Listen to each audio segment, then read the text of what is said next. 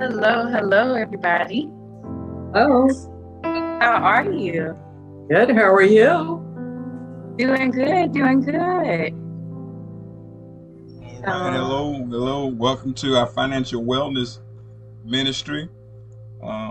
Everybody that's watching on social media, if you all could do me a favor and you can begin to share the post, I would be extremely appreciative. And so, those who are watching on social media, if you all can do me a favor and begin to share the post, I would greatly appreciate it. Um, now I'm going to place you in the hands of the coordinator of our financial wellness ministry here at Greater Bethel, Kiera Hall. hello, everybody. Hello. So, we're going to have a guest speaker who I am super excited is going to be joining us, sharing his testimony.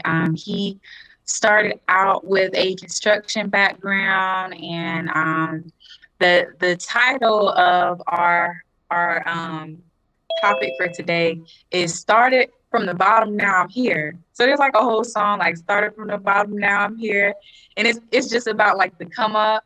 And I love being able to share those type of stories because I feel like those are the most inspiring stories. Like, nobody's really that inspired by the person who was handed $1 million as an adult and then created something great out of that $1 million they were handed. But everybody's inspired by that person who started with nothing or close to nothing and then was able to turn that around and do something great. Because when you see somebody do that, you start thinking, oh my gosh, that could be me. If they can did it, I can do it too.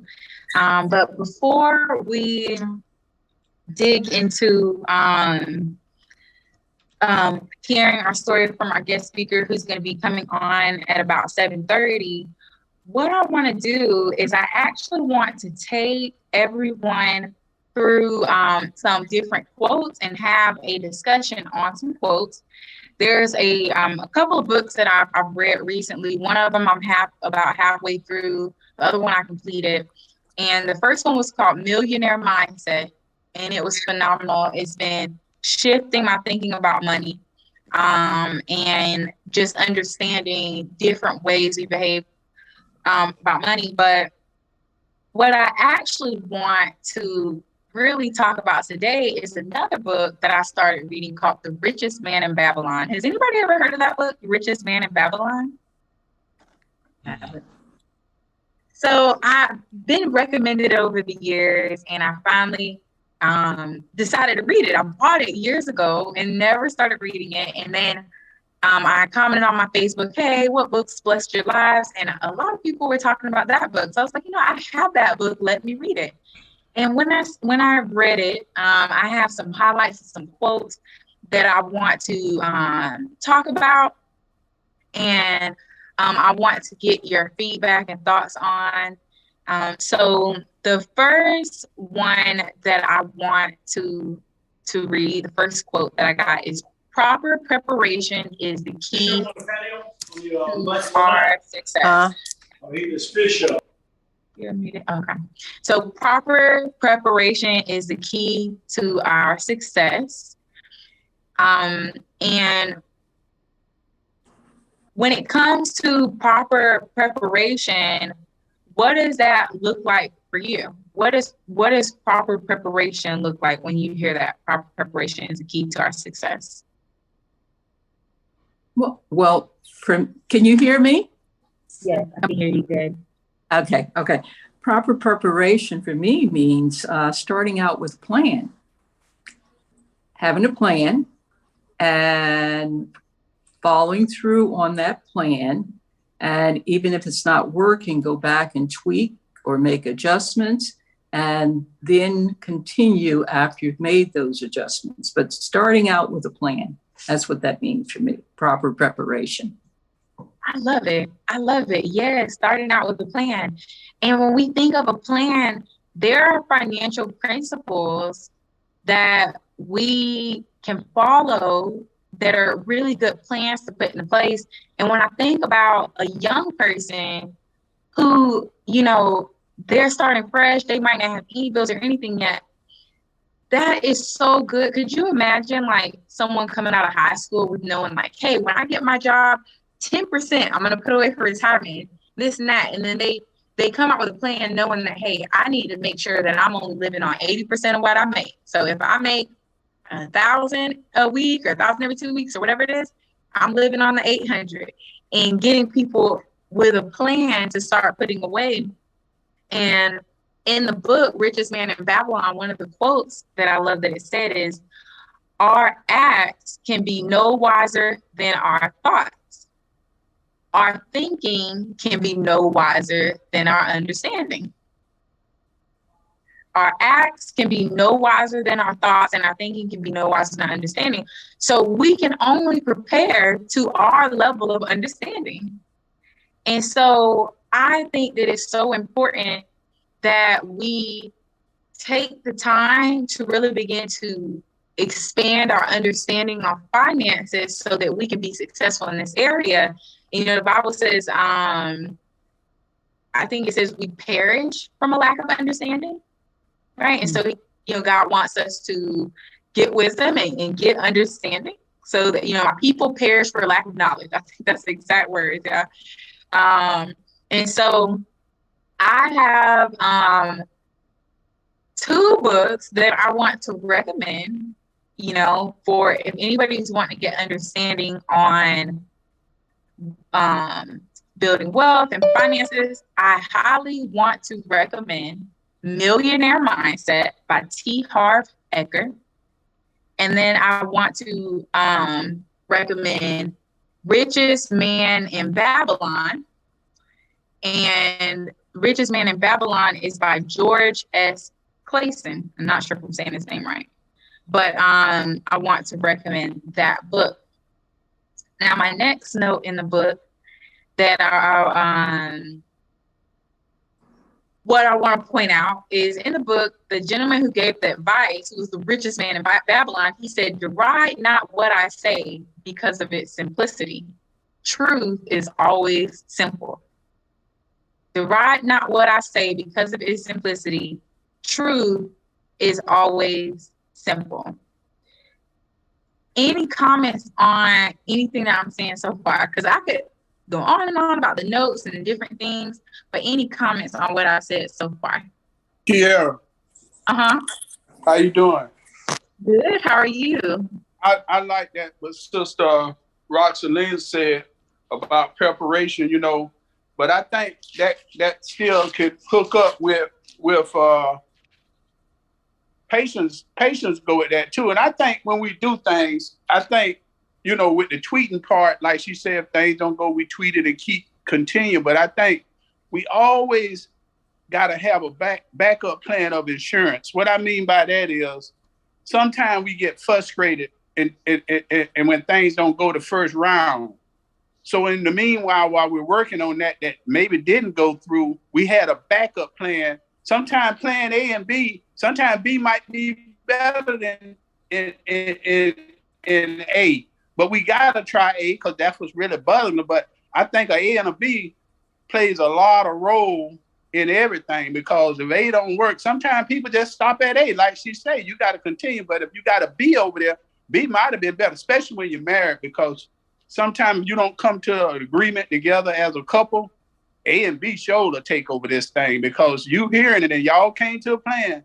But some kind of way in the back of your mind, your little plan sound like it was a little better. You're going to try to ease a little more of your plan than the other plan. You understand what I'm saying? So that's where I'm at with that. I'm just trying to get into the study tonight, Kiera. That's all I got right now. I love it. So I'm going to share what he was talking about. So when he said truth is always simple, what was happening is people were coming to him. So the king came to this man and was like, you're the richest person in the city. And we're noticing that there's few rich people in the city, but the majority of people are poor. And the king said, we want you to teach others how to build wealth. So he agreed to it, that, hey, I would teach others. And the interesting part is that he came to build his wealth by seeking somebody else and saying, hey, what advice would you have me to give? What advice do you have for me on how you built your wealth? And so in that, that's a lesson. Find people who have built wealth and seek them for some wisdom and guidance. And one thing is, successful people, the truth is, they really do love to share how they got their success. They enjoy talking about themselves, how they got their success. So if there's somebody who's successful in the area you want to be successful in, reach out to them and ask them for help. But this is what the wealthy man said. Here goes the advice. And then this is an old book, so the language is like the King James Version of the Bible. So for every 10 coins thou placest within thy purse, take out for use but 9. Thy purse will start to fatten at once, and its increasing weight will feel good in thy hand and bring satisfaction to thy soul. That was the advice. So some of the people were like, "What? That seems too simple. Is that really how you build wealth? That just seems too simple." And I'm going to put this in modern day terms. Some of y'all are like, "What in the world did Kiara just say?" Basically what it's saying is, save 10% of everything you have. 10% of everything you make, save it. You make $100, you save 10. You make $1,000, you save 100. Make it a priority to save 10% of everything you make. And what the man said in the book is that it was really strange, but when he more than 9 for every 10, life didn't feel that much different. And so he thought it might be a big difference. Like, oh my gosh, now I'm only going to live off the 9 instead of the 10. And he found that he was no longer short than he was before. Like, everything felt the same. And then he said also that for whatever reason, coins come to him more easily. So it's like once he started saving, it seemed like money came easier.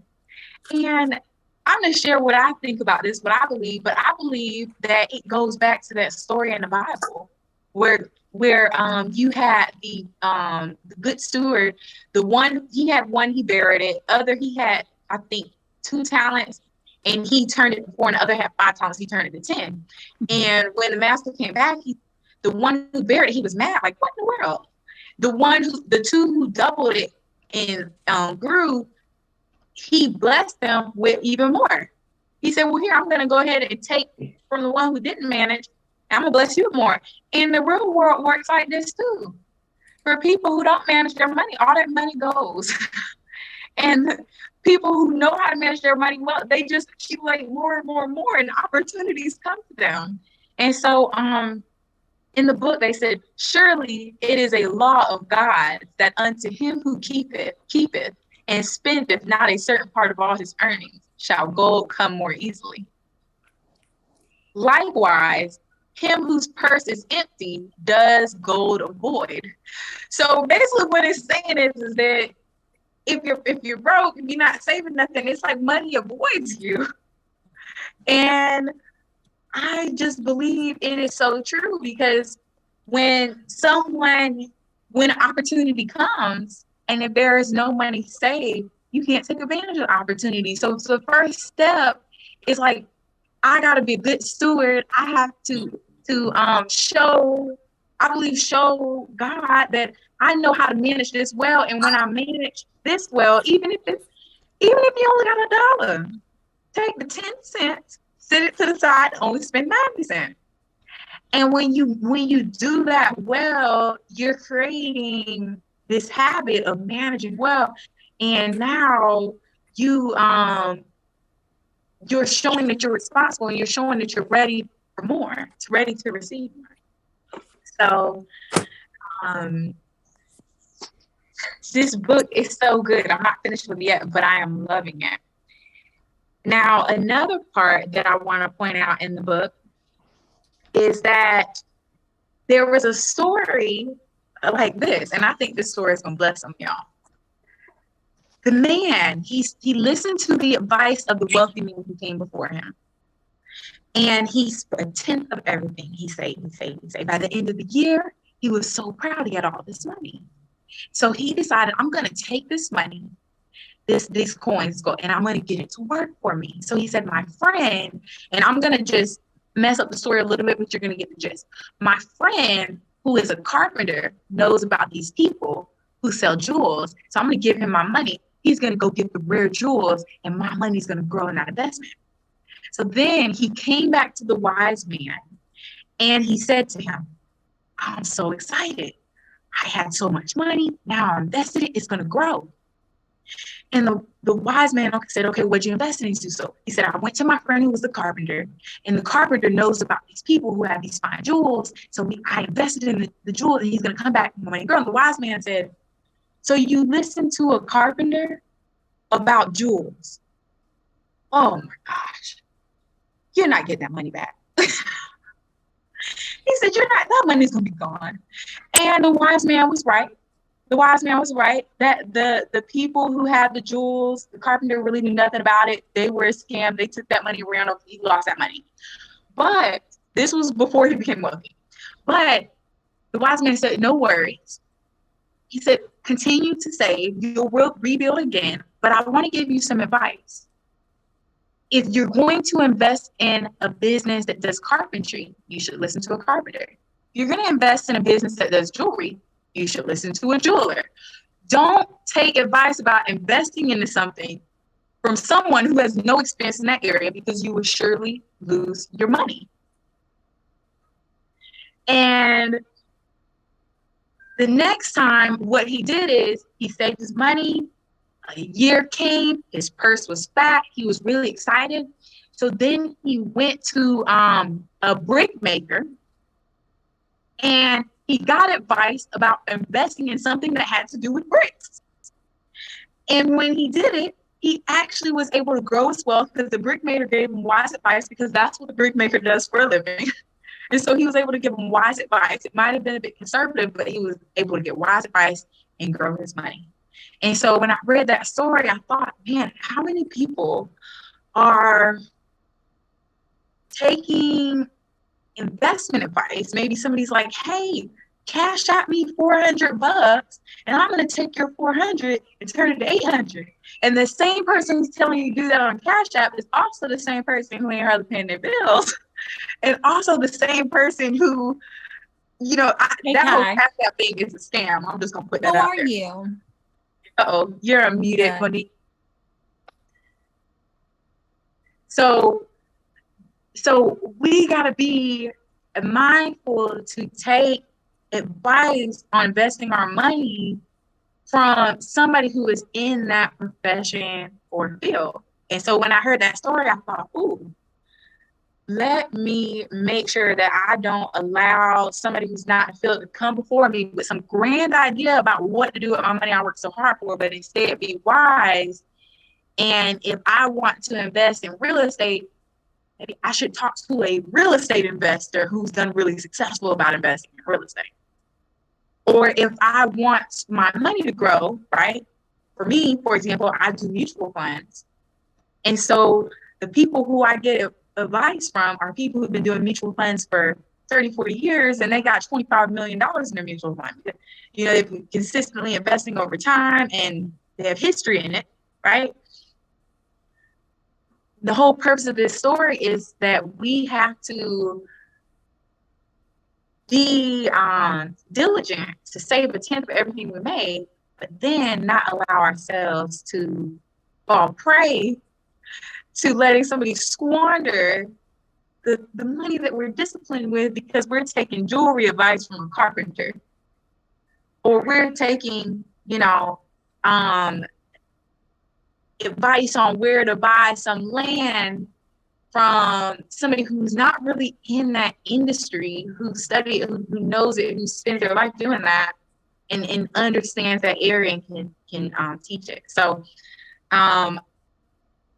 eventually he became a wealthy man. He was disciplined. He sought advice from experts in the industry. He invested. And so the second part to it was he saved his money. But if you only save your money, you'll only grow so much. You got to get your money working for you, right? And Warren Buffett says that if you don't get your money, you don't make money while you sleep, you'll be working forever. And so you got to get your money in a vehicle where you get it to work for you. That way you're not having to work forever. So any comments so far on my richest man in Babylon story and this whole idea of 10% of everything you keep? and who to take investment advice from. Any comments? Yeah, I think a lot of it also has to just to do with just simple wisdom. Wisdom gets us a long way. Wisdom, it saves us from a lot of headaches and a lot of mistakes. And so, I see people in our community that that have been wise. They've lived disciplined lives, and then when it's time to retire, because not everybody, it's not everybody's desire to, to be a millionaire or this or that. Um, but I think to be able to be to be able to be self-sufficient, to be able to make sure that you've established a legacy for your children's children. I think wisdom plays a strong role. And so I think about my great grandfather. My great grandfather, his father was a slave, and so he was born in 1904, and didn't come from a lot, but he was just wise. He was a preacher, and so didn't his profession didn't generate a lot of income, but he was wise. And when he had died, but by the time he died at 96 years or 95 years old, um, he owned 100 acres, and he farmed and did what it took to take care of his family, to teach, pass the same type of wisdom down to his children. And I see a lot of people in our community that have made good decisions in their lives. They spent money on things that are appreciated. They have homes that are paid for, and they've sent their children to school or whatever, or supported them in other dreams. And so I think wisdom goes a long way, probably farther than people really understand. I love it. I love it. And then I know Roxy had a comment about what I was talking about from The Richest Man in Babylon. And then after Roxy makes her comment, I am going to introduce our guest speaker, who I am so excited about. But first, Roxy, I want to hear your comment. Okay, just to back on what Pastor Rawls has said, wisdom, and also doing your homework. You had brought this up before in terms of the person, the person that was looking to make a wealthy turnaround quickly. Sometimes when you hear about things, good deals are not always the best deals for you. And sometimes wealth does not come fast. You have that quick fix or that quick return. Sometimes that does not work for people. And in the long run, you wind up losing more than what you would gain. That's what I just wanted to add to that. I love it. I love it. That's good. So this is perfect. So I started off our discussion talking about the richest man in Babylon, the millionaire mindset. And today we get to hear from Rob McCready, who is a senior vice president with Primerica Financial Service. That is the wonderful company where I have learned all of my financial education from. And just a little bit of background about Rob. He started his career in construction, and just humble beginnings, construction worker. And now he is able to earn money while he sleeps and not really doing anything active, and earn more, in a month than he used to earn in a year as a construction worker. He's built a phenomenal business with him and his wife. And he has helped not only himself create wealth, but countless people become financially well, debt-free, become millionaires, and just by giving wise advice, like, the richest man in Babylon talked about, saving your money and getting it to work for you. And so I am going to turn it over for Rob to really give a better version of his story than my little quick version. And I just want to say that Rob has been an amazing blessing to me. He's actually one of my mentors, somebody who I'm able to call and get advice from. And he's just been nothing but supportive of me and my husband since we've come into the organization. And so I'm going to turn it over and you're all going to get the opportunity to hear his testimony and his success. And I hope that it would be inspiration and that you would, be able to hear it and from it say, wow, I could do it too. Like, I think those are the best testimonies, that when you can hear someone else's testimony and then you can be encouraged and say, okay, me too, not look at them like, man, they're great, but I don't know about me. So I hope that you can see him and see hope for yourself, for all of your dreams and goals to come true as he shares his testimony. And then at the end, we're going to open it up for Q&A. So we'll be wrapping up at 8. But I am super excited because I'm looking at, somebody who I can't wait for my business to look like his. And I'm just excited to hear some tips for him on financial wellness and his testimony. And the whole title today is Started from the Bottom, Now I'm Here. And Rob is a great example, started from the bottom, now he's here, living a dream life with his wife and just having financial freedom and being able to enjoy life and have money freedom. So Rob, I'm gonna go ahead and turn it over. Well, thank you so much. And I really appreciate the opportunity to get a chance to talk. When Kara called me, I was like, man, I feel very honored. And so I love to tell about our story and what have you. Our story starts in the first day of 6th grade. I told my 2 best friends that I would marry my wife. That's when I found out I was really good in sales, because it took me until 8th grade for her to get to like me. And then by 9th grade, we were able to start dating, and that was my high school sweetheart. And here we are 33 years later of marriage. And I'm super excited about all the blessings that we've had in our life. But it wasn't always easy. I know when we first started, Tracy and I got started. I got to tell you, we grew up, there was nobody in our family that really had ever accumulated any wealth. I always heard the saying, and somewhere along the way in my early part of my life, I bought into it that I was just born on the wrong side of the tracks, and that it was just the rich get richer and the poor get poor. And I kind of bought into it, that in my mentality as I was growing up is that the wealthy people always had everything given to them, and it was easy, and it was, they were privileged, or they whatever. And that wasn't ours, and that wasn't how we grew up. And so when I grew up thinking that, I kind of felt like, that was kind of where we were, but I knew that's not where I wanted to be. I knew that, I had tried living our life with not being able to make decisions based on the decision, but having to make it based on money. And so I wanted that opportunity to learn a little bit more. And so Tracy and I got introduced to Primerica from a client side when my wife was pregnant with our oldest son. At the time, I was building aluminum screen rooms on the back of houses. I was in construction, and my wife was selling newspaper advertisement.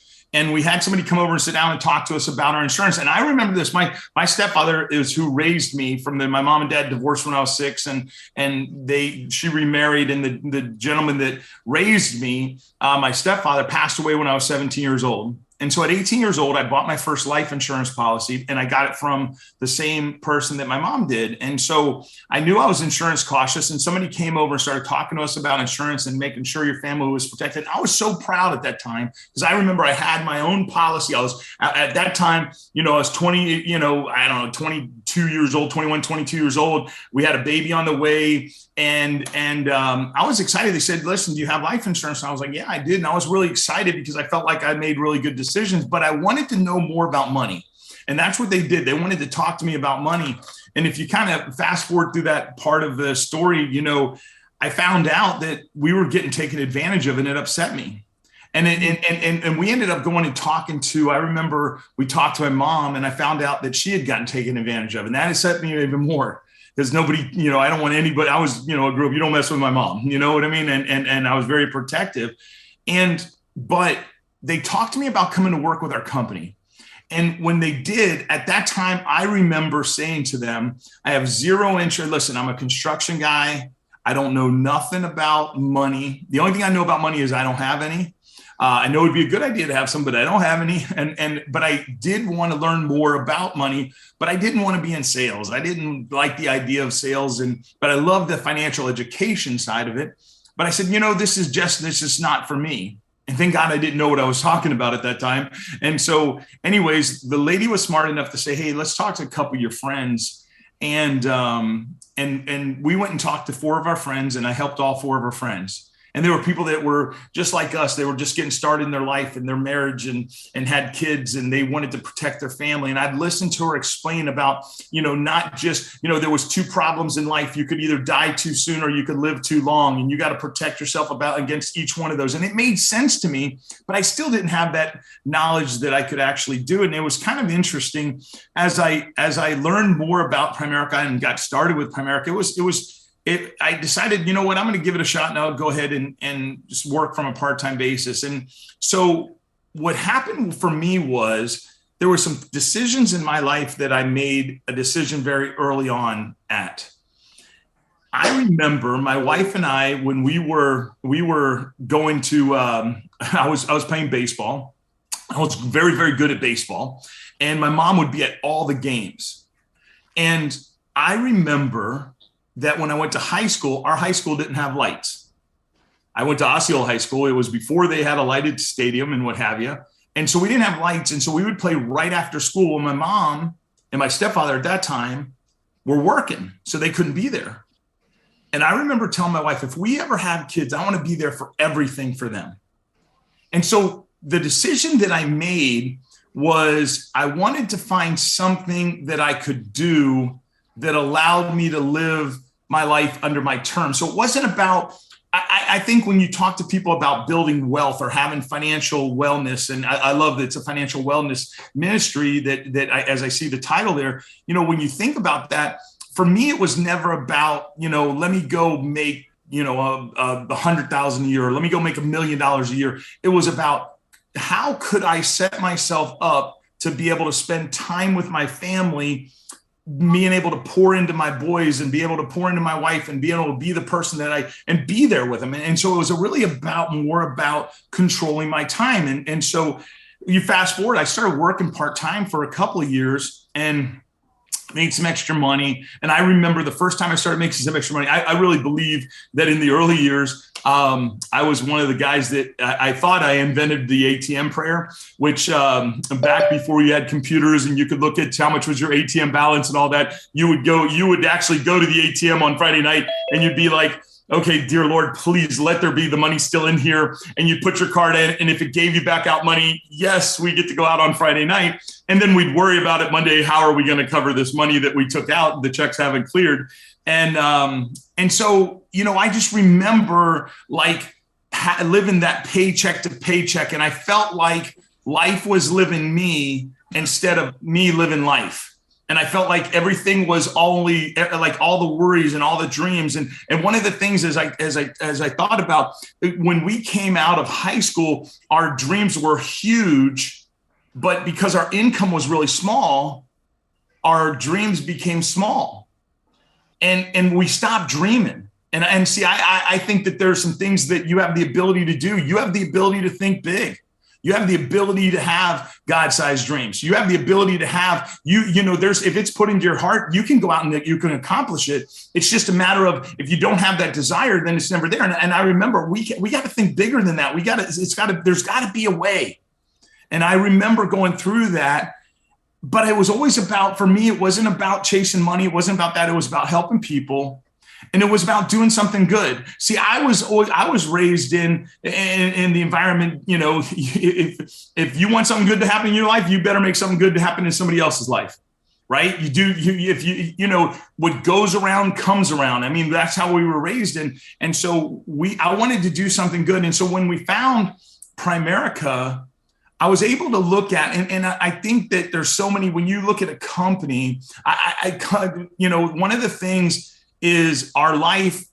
I know you see Primerica behind me and what have you, and we're senior vice president with Primerica. We've been here 31 years. We have 10 agencies that we've developed. We've done some amazing stuff, but Primerica was not our destiny. Primerica was the bridge to be able to help us get to the things that we wanted to accomplish and to live the dreams and be able to do and help the people and be the person that we wanted to be. And so, when I figured out I wanted to do something special, but it was really about learning about the quality of my time, how to leverage my time. And so I remember I was working part-time with Primerica, and my first year I made some, to some good part-time money, and that allowed us to pay all of our bills instead of some of our bills. That was a lot of fun.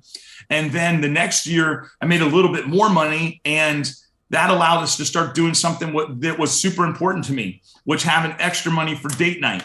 I believe that making sure that you invest into your family, but invest into your spouse. And what I mean by investing is to go spend time. It's not always about buying something big or whatever, but it was about having a little extra money to go on a date night and be able to do something special. And I remember doing those things.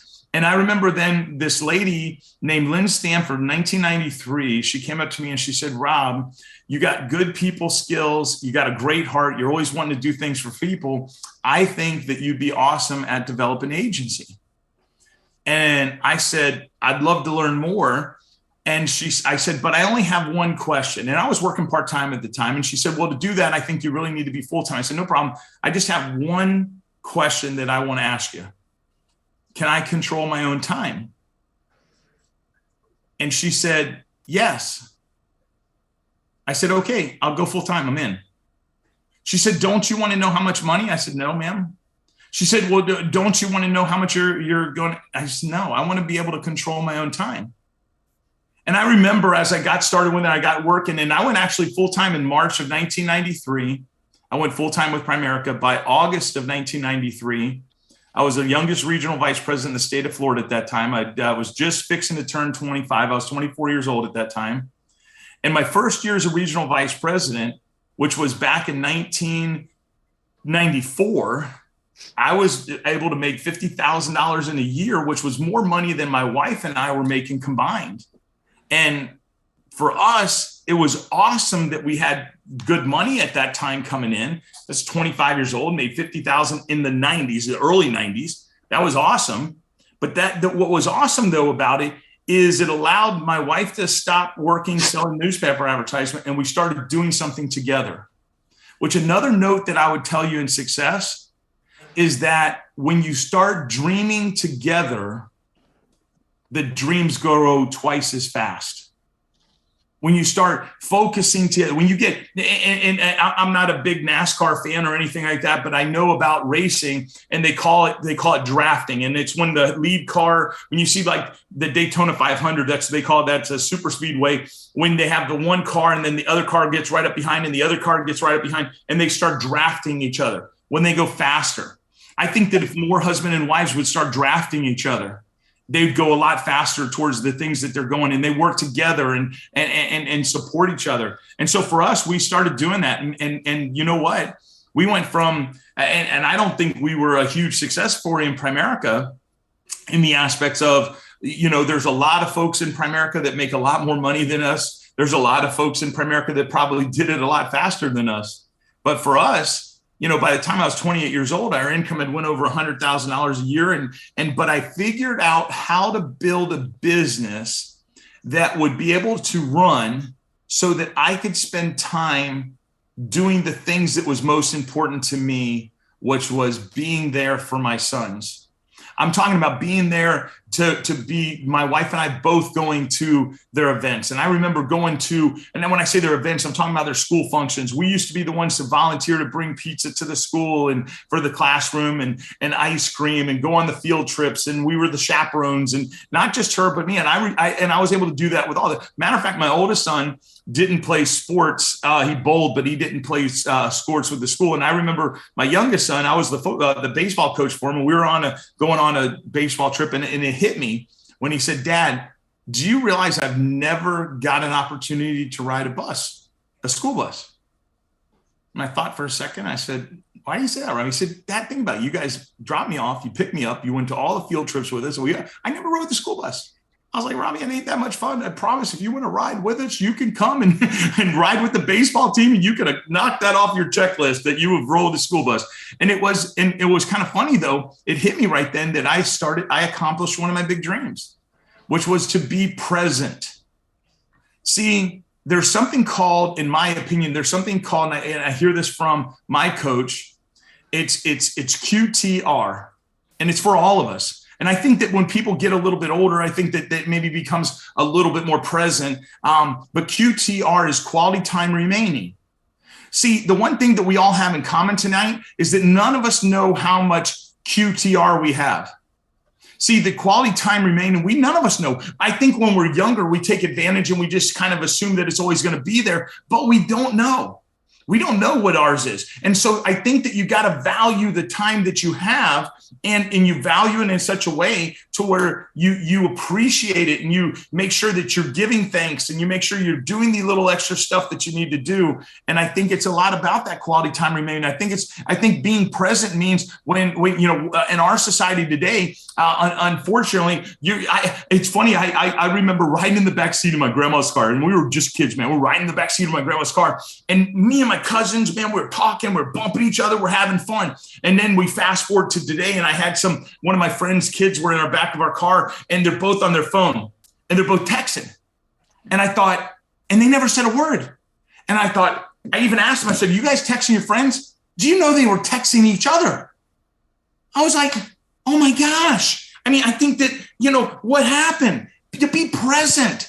And something pops up, and then they're reading that, and then they're doing this and they're doing that. But be present. Be present in the conversations and what have you. And so, you know, I think that today, what it's allowed us to do is now to start focusing on changing people's lives.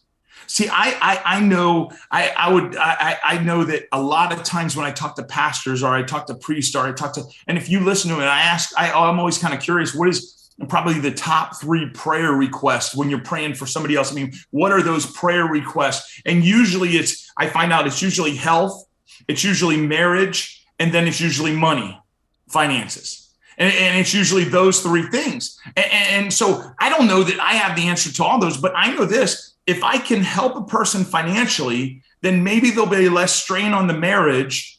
And if we help them financially, let's be honest, if you have the opportunity, I mean, with you may be able to get a better healthcare. I don't know. Maybe there's some answers that can't be fixed or what have you, but at least you can give people hope and opportunity.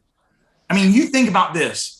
If you could build your life around hope and opportunity, then all of a sudden now you're able to change other people's lives. And for us, I think that was a big part of our success, because I believe that people do not follow where you're at, they follow where you're going. And at what point in time are you going to start talking to people about where you're going instead of where you're at? This isn't about where you're at. Do you understand the blessings that we all have been given today, tomorrow, how we can change somebody's life? We have the ability to change other people's lives by our attitude. There's 2 things in your life I promise that you can control. One is your attitude. The other is your activity. If you have a good attitude, I mean, you're positive, you're thankful, you feel you're blessed. And one of the things, if you call me and say, how are you doing? I'm always going to say, I'm blessed by the best. True care, right? Always. Because I know I am. Yes. We're all blessed, right? And so we have these blessings if we're choosing to accept it. And so for us, it's about being able to control that attitude, and then you control your activity. If you're not getting where you want to go, doing what you're doing, then change. You say, oh, I don't know how to change. Just change anyways. You can do it. There's a way. Find something. Listen to me, right? I think this is an important note for people. Success leaves a trail. Success leaves a trail. Show me a successful church, I'll show you a successful pastor that's leaving a trail of exactly what to do. You show me a successful person in business, I'll show you a successful person that'll leave a trail. And there's things and habits, and I'm not saying they're perfect and or any of that, but I'm going to tell you this, there's little things you can learn.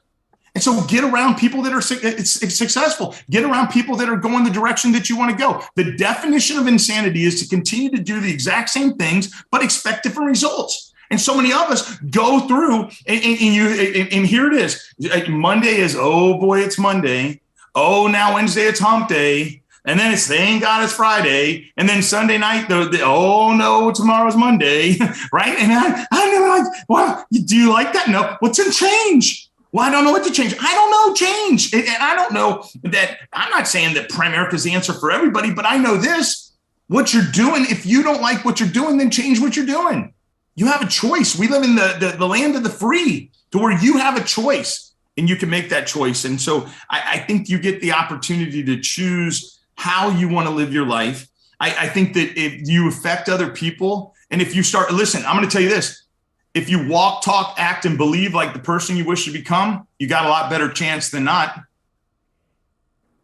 Change your attitude and change your activity. Start walk, talk, act, and believe like the person you were. Now, I'm not talking about fake it till you make it. Fake it till you make it. You don't believe that. See, what happens when you're faking yourself out also, you don't believe that. I said walk, talk, act, and believe like the person you wish to become. You want to become a positive person? Start speaking it. You want to become a person that has favor and that's coming your way? Then start speaking it. Start putting it out there. The blessings are there. It's just a matter of receiving it. And then also act like you're supposed to receive it. And then it comes in. So these were the things. And so when I started, I loved, because the lady taught me to build my own agency. Her name was Lynn Stanford, and I'll be forever thankful for her. And when she did, she actually retired a few years later. She retired and sold the business that I was a part of to a guy named Jim Meyer out of Jacksonville, Florida. And I remember meeting Jimmy for the first time. And I'm going to tell you, I never met anybody who made a lot of money. I mean, a lot of money. I mean, he said that you're like, I just never had met anybody like that. And for me, he was so humble, and it wasn't all about the money, but it was cool just to see that it was possible. See that it is possible. And when he did, he said, Rob, listen, wouldn't it make more sense to teach other people how to do what you've done and then open up more agencies? And we did that. And we started opening more agency. I remember we developed our first agency, and it was in South Orlando. And then we developed another in Kissimmee. And then we went out to Tampa. Then we had one in Clearwater. And now I know we got Gainesville out there, right? And which I'm excited about. And now all of a sudden you start seeing these multiple blessings that are coming. But it wasn't because I was trying to figure out how to make more wealth for my family. It was because I was figuring out how to make more wealth for someone else's family. See, when you start helping somebody else get better, the return will come back to you. I always tell people that you can make a difference in other people's lives. Quit pointing at other people. Remember, when you point at someone else, there's 3 fingers that are pointing back at you. It's really, you should take a look at you first. If everybody around you is doing everything wrong and everybody around you is irritating, maybe it's not everybody else. It could be you, right? And so what do? We change our attitude, and then we start changing our activity. And we start walking a little faster, talking a little faster, doing things a little bit better, expecting a little bit more. And that was the things that we did. And we just believed in people. And we seen people for what they could do, not for what they were doing. People do not follow where you are, they follow the direction that you're going. See, the question is, if you don't know the direction that you're going to go, make a decision. It's to decide. The IDE means you put to death, right? Pesticide, suicide, that's all put to death, right? So decide means you put the other decision that I'm not going to be where I am today, and you put that to rest, and you decide that you're going to move forward. You decide that you're going to make a difference. You're going to make somebody else's life better. And so I don't know. Sometimes I think that I have a lot inside of me when it comes to telling. In our story, we had a lot of fun. I mean, we've been able to do some amazing things. I remember when I was growing up, I didn't find out. I was actually born in Miami. When I was born in Miami, went to the beach when I was a young kid or whatever. But then we moved up, and I really grew up in Kissimmee.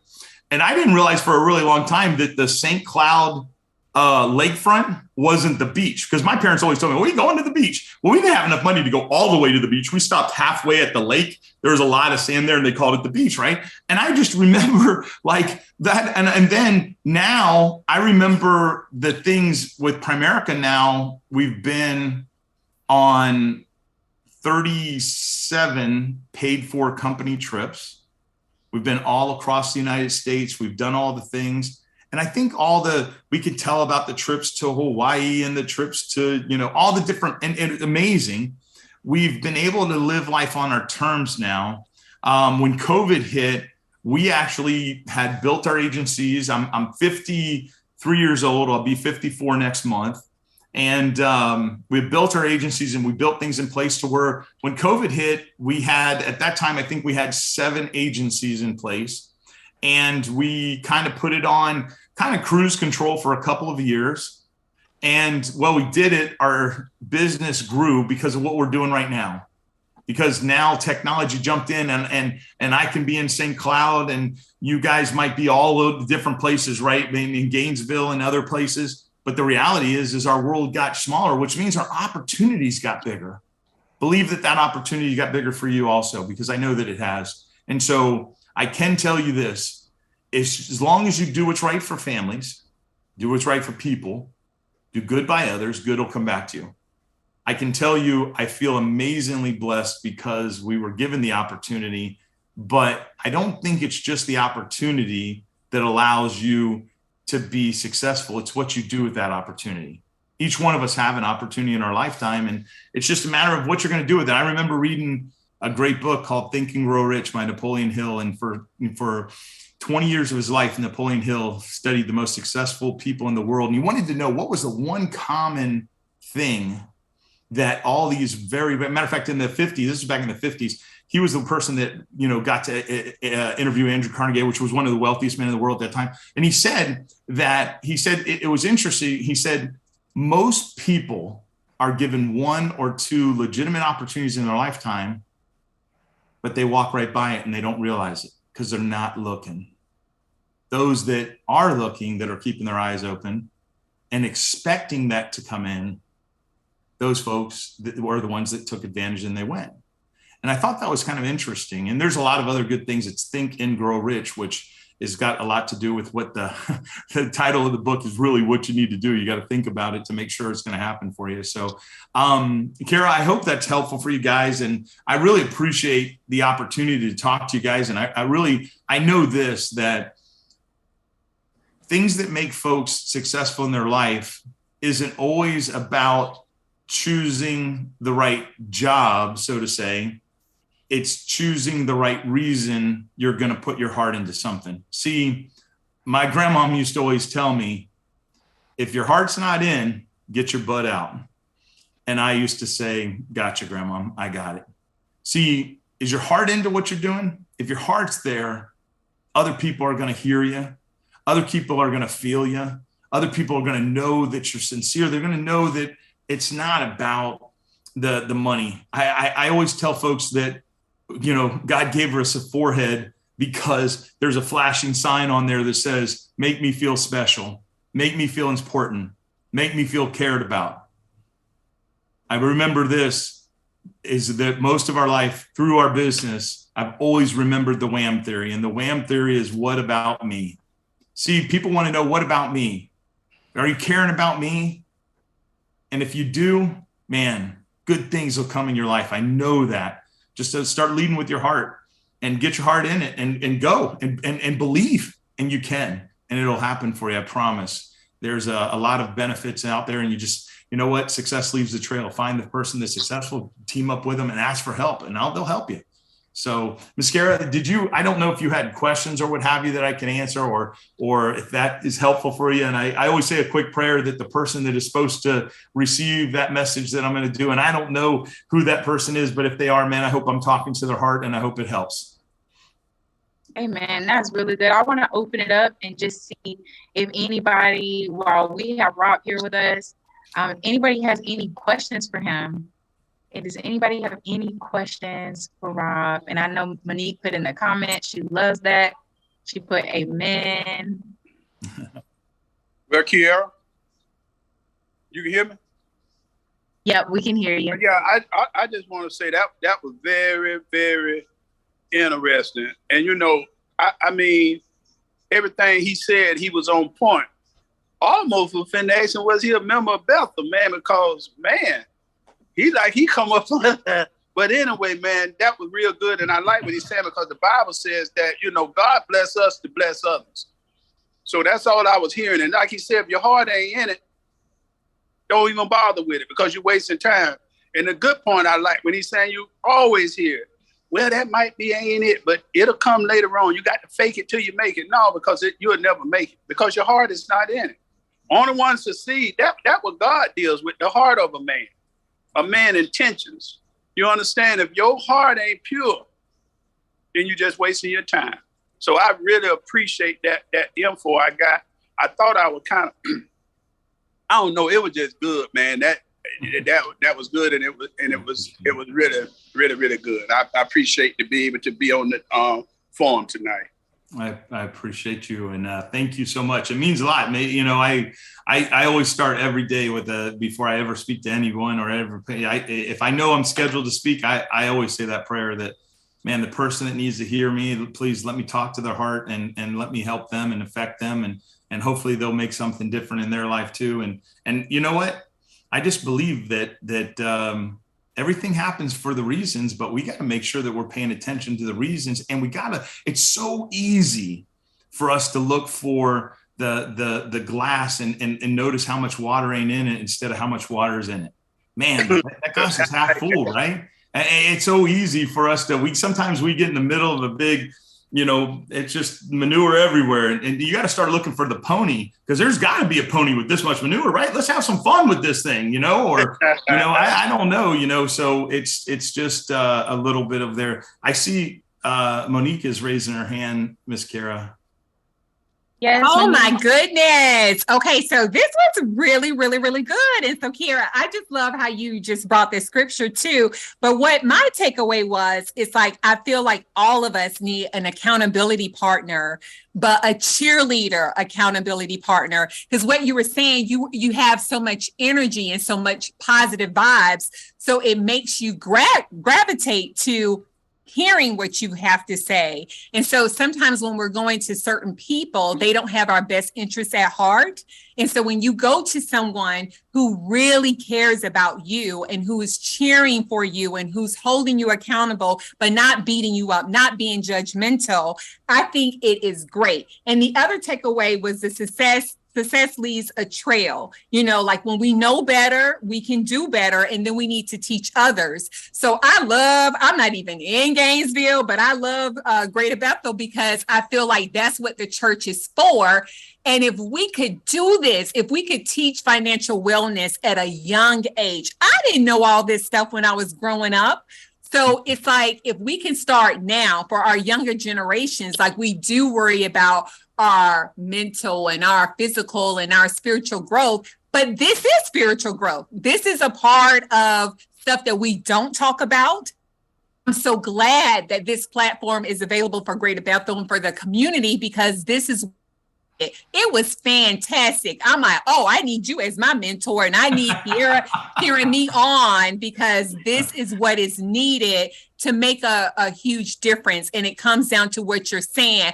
Hey, Monique, I care about your life. I want you to win. I want you to have time with your family. And I think when you're coming from that place versus get your stuff in order, you need to do this, you need to do that, it comes across as nagging. But if you're coming across as my cheerleader and my accountability partner in a positive way, oh, it makes me want to say I'm all in. So thank you so much. That's awesome. Well, I appreciate that. You're a sweetheart, and I appreciate everything that you said. So thank you so much. Yes, ma'am. Yes, Rob, that was excellent. Excellent. My takeaways was controlling my time. You started that at the top. And I noticed that your time was centered around your family every step of the way, whether you started out at 22, and as you progressed up to your 53, almost 54, yes, your family was always a part of your success and your goal. You had a plan. You continued on with your plan. And you spoke about quality time remaining. As you get older, yes, that matters more. It really matters more. And you being present with that individual, that's important, because I think that carries on to your third point. When you're present with that person, you show that you really care about their needs. If you care about their needs, your needs are going to be met. And I like that. WAM, is it? WAM? Yes, ma'am. I love that. You know, and keeping them first and foremost in what you're trying to accomplish. Enjoyed it. It was excellent. Thank you so much. Thank you much. I appreciate that also. And I'm glad, it's interesting because what you said when you started, one of the things that I think so many people miss out is they try to build their life. I mean, I had a picture one time I seen that it showed you trying to build your life around your job. And so then the job became the center of that universe, right? And so what we decided was we were going to build our job around our life, right? It was supposed to be God first, family second, our business third. And so how do you do that? Well, you focus on the things that are important, and then you make decisions on what you're going to do and how you're going to spend your time doing it on things that will allow you to do that. If the job has to be the center of your life, then maybe that's not the right job, right? Now you got to say, wait a second, the center of my life is my family. The center of life's my, my belief in my Lord. And that's the center of my life. Everything else gets built around that. And so I love that you noticed that, and I appreciate that. So I'm glad that message came across. It did. Great. I think one thing that was said, talking about the heart, is that sometimes what's in the heart takes us down the road of destruction because there's so much power in words. And so there's a scripture that talks about what's in the heart will come out of the mouth. And when it comes out of the mouth, the Bible says the power of life and death are in the tongue. And so I think we have to really, to deal with it at the heart level, ask ourselves, why am I doing what I'm doing? And so what I'm doing might not be wrong, but if my why is not, if my why has issues, I have to go back and ask myself, why am I doing this? And so I need to either stop doing it or get my why lined up. And then once I'm doing it for the right reasons, then I can begin. I think what you said is I want to do this so that one of your whys was that so that I can do for my children what my parents were not able to do for me. And so they had a real solid why that could push you through difficult times, because the why had a higher meaning and a higher purpose. And I mean, it wasn't about you. It was about people that you loved and were responsible for. And so I think that when we get that why right, and then and the why makes sense, then we can get our heart into it. And as you said, once my heart is in it, and then success follows because my heart is in it. But if my heart is not in it, it's going to determine the words that I speak. And so if my heart is in it, the words that come out of my mouth are going to speak life towards what I'm doing, towards my career, towards my profession, towards my business. But if my heart is not in it, then I'm going to speak death, and that's going to follow. And so I think it's real important for us to determine that why, so that we can make sure that our heart is in the right position to cause success. Man, that is, someone once told me that if your why doesn't make you cry, you don't have the right why. Wow. Wow. That's good. Because it was just because you're saying it, man. That your why is what drives you, man. That's what makes that person get out of the bed, and that's what makes you, strive to be better. And then that becomes an attractive quality that you have, and other people want to have that attractive quality also, and they want to feel that also. And then all of a sudden, you know what? I remember I had a mentor of mine one time tell me that in life you have two choices. You can be the thermostat or you can be the thermometer. Are you going to change the temperature of the room? Are you going to just change to the temperature of the room?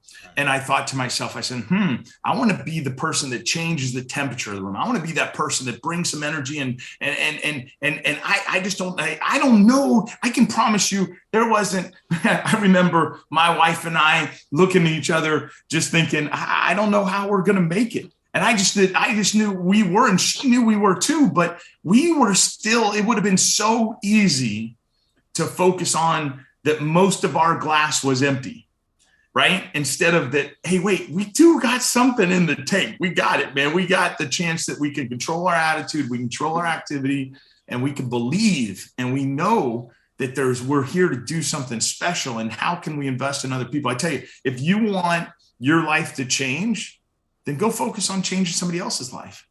And yours will change just from that. I mean, you think about this. You think about as parents, those of us who are parents, I think when I was playing baseball, I was a home run hitter because I wasn't very fast. So it was easier just to hit it over the fence and then I could jog, right? And so, but I remember the thrill of hitting my first home runs and hitting home runs. But I can tell you the thrill I got from watching my son do it was 10 times the thrill I ever got from myself.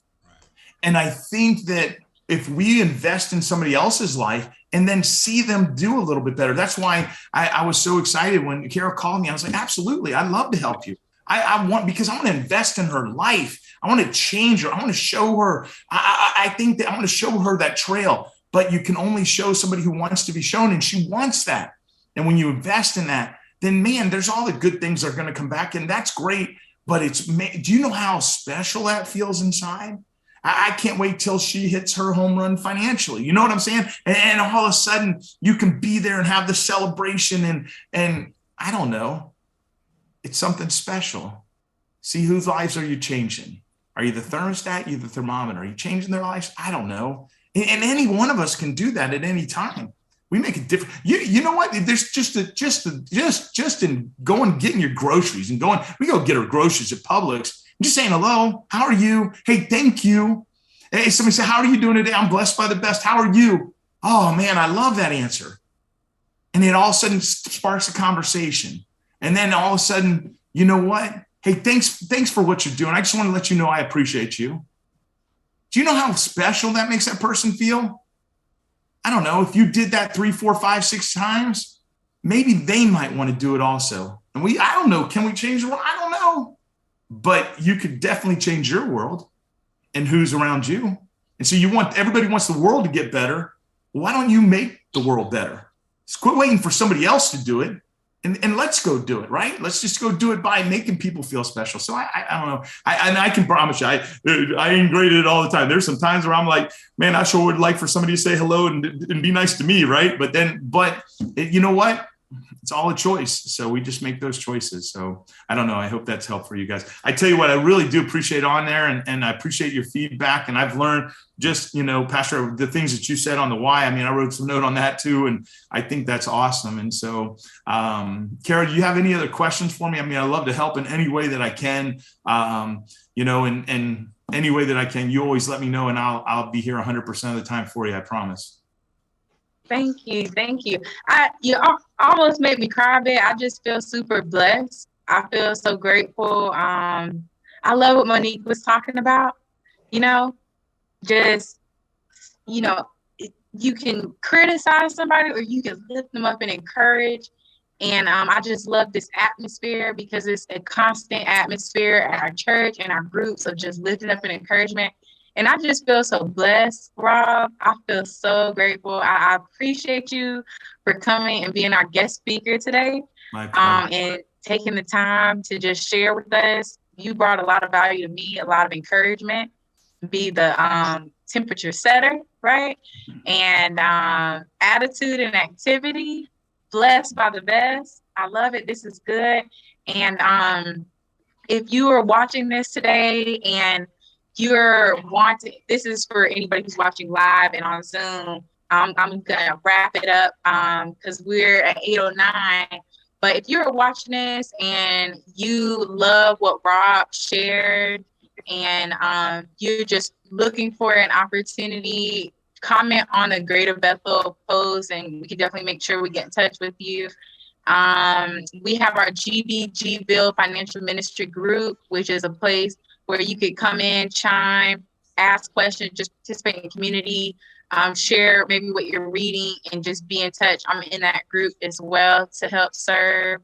And then, man, I just feel blessed. I almost got just a little teary-eyed because I love hearing stories of victory, seeing that at one point you and your wife were like, are we going to make it? Well, we got a little bit of water in this glass, and now your cup's overflowing. And so I'm just grateful that you gave us some of your time. And I pray that you all are blessed. I pray that as you are watching, you're encouraged.